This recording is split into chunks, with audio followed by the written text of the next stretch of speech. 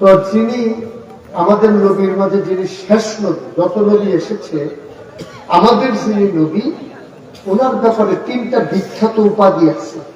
কয়টা? সবাই কথা কই, কিন্তু কম না।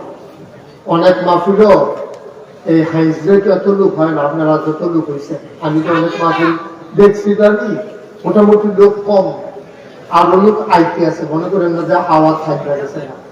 এবারও অনুরোধ করে চলি, এবারও দেখছেন যে করলাম আসেন আইতে আছে লোক, আরো আইব ইনশাআল্লাহ। তারা রাস্তাঘাটে কথা কয়, রাস্তাঘাটে দোকানপাটে কিছু লোক প্রস্রাব পায়খানার ঝামেলা আছে, আসবে, আরো আসবে ইনশাআল্লাহ। আর আবুল কাসেম সরকার যখন মাইক ধরবো তখন দেখবেন লোক করতে আমিন কর। আমি যখন যেটা বলতে পারি সবাই বলবে জোরে কর, জোরে মঞ্চের চালু না করে। এখন তো রামভান সালাম করতে যাইলে যে বোয়াত হয়েছে তখন হুত্তালাই চালে রেডিও বেশি গেল কি আর আগে এবারে হুত্তালাউনের কথা এই জায়গা কি।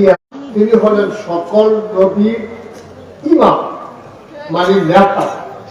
2 নম্বরে তিনি সমস্ত জগৎ সমূহের জন্য এবং জগৎ সমূহের যত প্রাণী আছে অথবা যা কিছু আছে সবকিছুর জন্য তিনি রহমত। সুবহানাল্লাহ।